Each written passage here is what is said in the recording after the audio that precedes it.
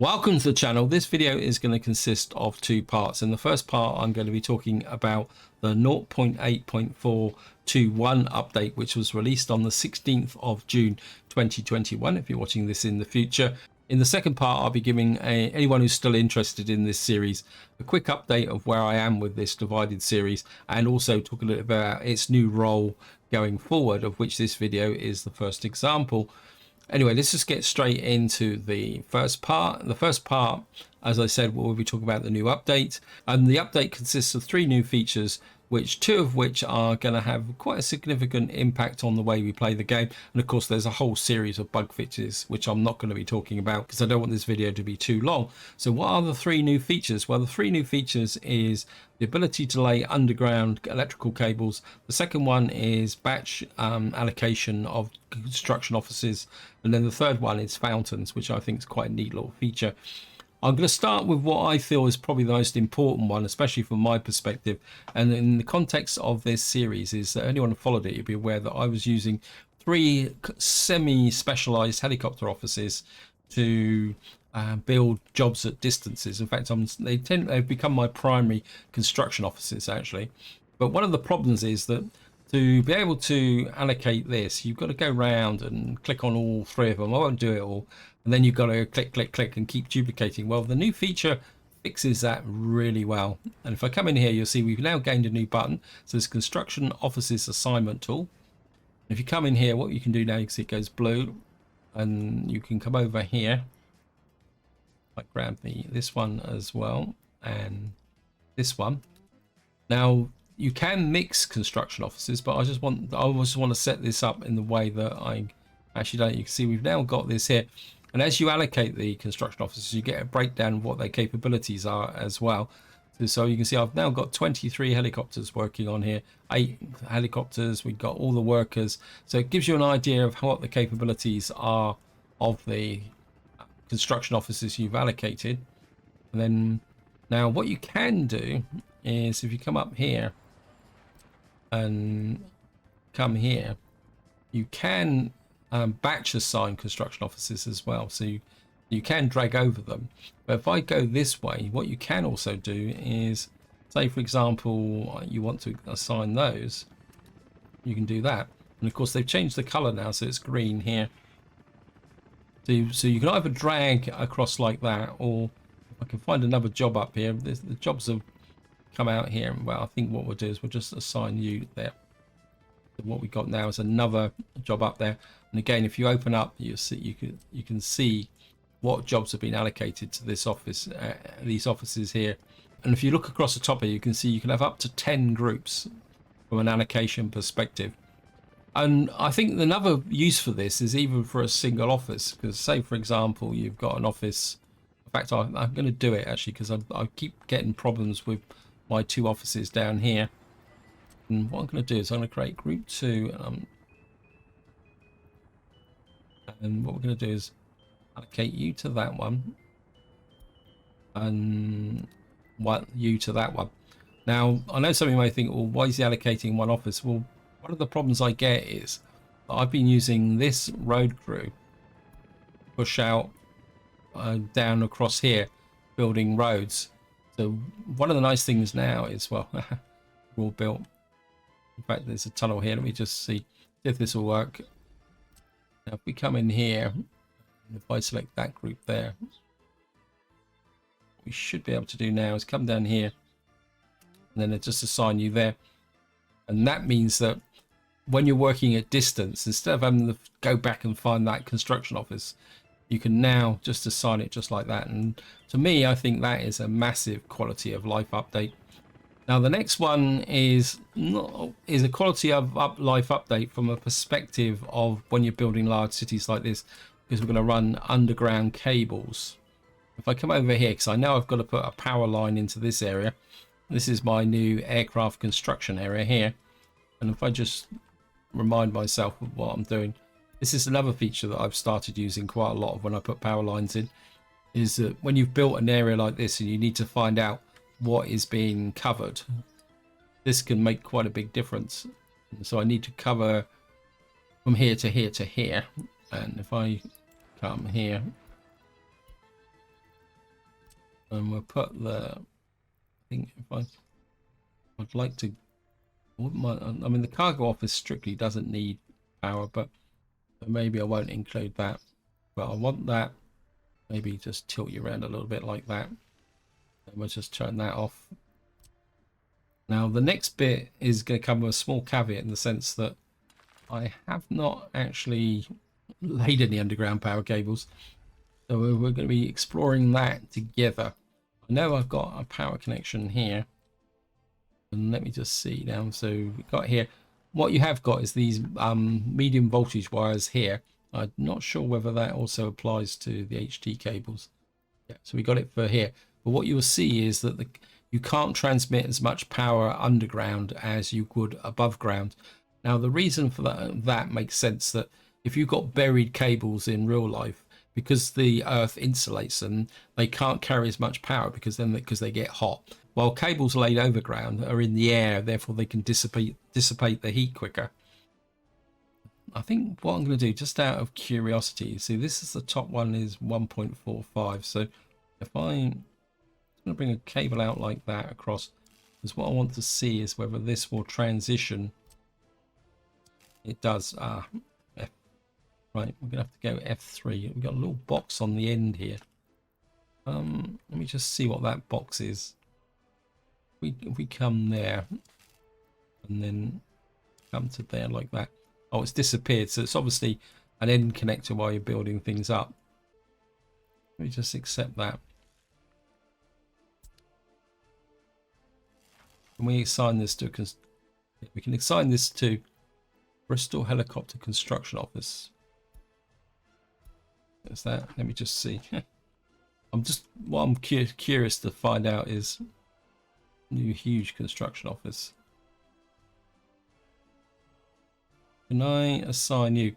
I'm just curious to see whether I can assign underground. We can. Got no road connection. That's probably because there's no road connection up here. This isn't connected. Okay, that makes sense. I'm also very curious about how this actually works. So I just want to make sure. So I'm going to break the rules of my series. We're going to pay for the cabling. Oh, wow, that's awesome. And we're just going to buy that. And then, I mean, I'm assuming that, oh, look at that. Oh, that's neat. I wonder if this has a road connection. Let me just love this game sometimes when you've got power cables. I'm very curious to see whether that's actually got a road connection. It's not a road connection. There isn't a connection there. Oh, but you can see. Oh, you get a little box at the base. Oh, that's awesome. But it's something you may need to consider if you're manually building. Does that mean that's? Let's have a look here. Oh, that's fun. Oh, that's going to be fantastic. I really like that. That's, in some ways, that's neater than the mods because you can see the cable coming out of the ground. Something definitely to explore, and I'll be completely honest, when I think someone actually posted a comment on my first part of my new series, the Seven Crosses series, asking about underground power cables, and I think I slightly misunderstood the question. But when I start laying out the major new town in that series, because at the moment I've only built the Labour camp, and Labour camps wouldn't have underground power cables, I would probably use these underground power cables because I think it makes the city look less clutter, especially as you can go under all the buildings. That's absolutely awesome. And I think now what we're going to do now is just move on to the last in the feature in the game, which is fountains. Now, the devs actually mentioned in Community Report 28 that these fountains are actually powered with hot water because they don't freeze in the winter. I will start with a small fountain here. Can I get a small fountain in here just for the fun of it? It won't fit in there, will it? Okay. Okay, let me just... we'll go find a nice big city that might appreciate it. I think Winchester will appreciate it. Yeah, so at the moment, in the winter, they still keep going because they're going to be running on hot water, which I think is awesome, actually. I quite like the idea of that. Let's just see if we can... We'll start. We probably won't get a large fountain in there. And can we get a medium? Oh, we can get a little medium fountain in there as like that. And what I'm going to do, it looks like this footpaths are going to go across it. Okay, we're just going to buy the footpaths. I mean, I'm going to want to build an instance of each one just to, so we can get a bit of a quick look. Oh, wow. Oh, I like that. I can see me using the fountains. Especially like the idea, the fact that you can use them to connect between two footpaths so people actually use them to walk across. That's absolutely awesome. Can we put a small one in here? That was the medium one, wasn't it? I think there's probably... Let's just have a look at the small one here. And drop a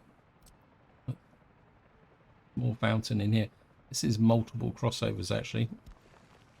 Actually, I've just noticed something, so we're trying to put you up there. Like that.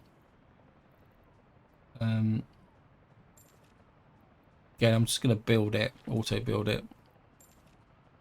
I just want to look at it. There's no point in me placing it. We're not actually going to take a look at it.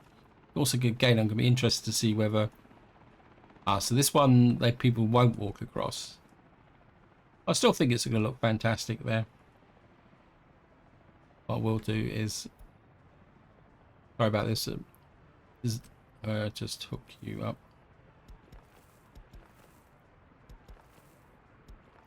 And we'll just allocate that. My construction office will auto pick that up on the auto build. And where can we put the large one? Maybe we'll put it into Gosport. Gosport's been a little bit neglected for a little while. Plus we got the tourists here, so maybe the tourists will appreciate it. There's a little bit of a spot here actually. So we can put a large fountain in here.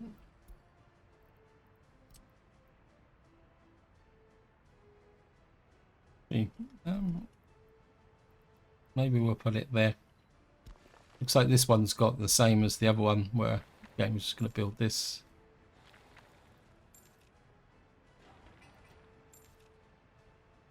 Just let this build. Oh, look at that. Straight up there. Oh, I like this one as well. There's a footpath there as well. Let me just... Was this got a foot? Oh. Oh. There's like an axis here, but there isn't an access. I don't know if that's a bug, but I must admit, I've got a feeling I'm going to be using the fountains quite a lot. I actually quite like the animations, the water moving. And I think this may actually open up even more mods, because I can imagine what the modders are going to do with the concept of fountains. That brings the section of the video to an end with relation to the update. As I say, I'm not going to go through the bug fixes. And there will be a link in the video description for anyone who wants to go and check out the update notes for themselves. So what I'm going to do now is just move on to the second part of this video. It won't be too long. I just want to give you guys a bit of an update and talk about the new role of this series. That is exactly as I've demonstrated. It's now going to take on as a platform to demonstrate any new features in an update going forward until such time as the map is complete, because I think in some ways that just makes it a bit easier, that I don't have to make specialist videos to demonstrate the new features, because the way this map is growing I should be able to put any new feature in that I find useful. Now for anyone who's interested in what I've been up to, we're actually I think more than a year on since the last video. So what we're going to do is just go back up here and I'll just show you my aircraft production facility here. I did consider putting it right over the other side of the map, but then I thought, well, I started the preparation here. We've got the supply of aluminium from here. So in the end, I decided to opt for it. It took a little bit of fun to get the runway in, but I got it in the end. And what I've done is I brought a rail link in from here to here. And if I show you I was kind of looking at the actual airport, and it's got a lot of internal storage. It's got 400 tons of steel and 400 tons of aluminium, and lots of storage for plastic, electronics and fabric. So I couldn't see any point of attaching any warehouses to this. Must be something I hadn't noticed. So this is going to be my aircraft production area. It's not finished, as you can see here. What I've done is I've come out here. I am thinking about putting in the airport here, but at the moment I've left it open because I'm not sure if it's going to be whether a passenger or cargo. It most likely be cargo. And of course I haven't put the control tower in here either. But hopefully when this is finished and we've got the aluminium rolling in, I'll be able to produce aircraft and helicopters going forward. So that's one of the big changes. The other change is I've kind of started expanding. I think this is York, isn't it? I can never remember whether what this place is called. So I've started expanding out here. And to give you an idea of where we are population wise, we're now pushing 77,000. You can see I've got a massive pile of over 21s, but there's not much I can do about it because we are now starting to push the limits of my food production. And another problem I had over here was I actually had a fire and this coal mine actually burnt down. So what I've done is I put a little fire station up here to protect these coal mines. I'm also thinking about possibly another coal mine over here. I think there's a coal mine up over here. Come in here. Yeah, I mean, I could put... See, the problem is going to be getting up through this rough terrain. I mean, I could put a coal mine there, but it's a long way out. And if we move across here, as I say, apologies for whizzing through this because I don't want this video to be too long. But down here, what I've done is I've put together a new rail construction office because I started pushing the rail lines out here. This is going to be my nuclear city. And what I've done is I've pushed a rail line over here along with a road line because the uranium is up in the hidden valley here. So eventually we're going to build another town here, which is going to have the nuclear power stations. I've also run a rail tunnel through to here because there's a big pile of coal up here. So eventually I'm going to build a new town up here to mine the coal. And what I'm planning is to have a mega conveyor belt system down here to offload the coal. Now if I can zoom in here, you'll see what I've got now is I've got this finished. I actually prioritized this job. So I'm now getting the fuel delivered here. And what this is now is acting as a fuel distribution point to this local area, plus fueling the ships. And the other thing I've also done is I've now got multiple bulk carriers coming down because I've got this conveyor belt finished. If I fly back over here, sorry, I'm kind of flying all over the map. What you will see now is I'm still importing some iron, but what I'm also doing is bringing in iron down the river. I think I've got about 3 ore carriers, and if you follow the series, you'll be aware that I was pushing out lots and lots of ore carriers here. Once again, a little bit of a kind of an overload here, but what I'm doing at the moment is I'm building these tankers because I'm really want to work on the oil area up here. But anyway, back to here, and you can see here now that now I've got a really strong supply of coal and iron ore coming here. I've got iron, steel everywhere, so my days of steel shortages are well and truly over. If I come up to my other steel mill as well, this isn't quite so productive, but you can see we're getting a fairly regular supply from here. And what I've been doing is pushing out lots and lots of snow plows, these T813 snow plows, because I've been kind of building technical offices or planning technical offices all over the place just to speed up the process. And what I've been doing is just punching out loads of those. I also punched out some buses. It's a bit difficult to tell when they're in here, but one thing I do need to put up here is a vehicle office. In fact, I think I'm going to do that just now. Just drop that in here. I'll just put you there just to avoid the junction. Just drop you in there. Because the problem I'm getting is that allocating some of the vehicles. I mean, if you're allocating them to a construction office, you can allocate them directly. But what I've been doing is sending them out. But my other vehicle office, I keep forgetting where it is over here. And you can see I've got 1 bus left in here I don't need. And I've got a snowplow there which I need to send somewhere. Now, on my grand plan, you can see I've started pushing a road up here. It's been a real pain in the neck trying to get a road up here. And what I need to do is get this finished so I can build another kind of small construction site here so that I can get up over this hill. And this is another reason why I brought the rail through here. And then what this is going to do is go up through here to the town here. And the main purpose of this rail track is going to be to supply the food and resources for the town up here. Now if I come over here, you see what I've started to do is plan a town over here. I was going to build the town here, I think many videos ago. In fact, I still might build a town here as a construction town, but what I want to do is build quite a major town here so that we can start exploiting and bringing the oil in. But somehow I've got to get a port in here as well. Let me just see.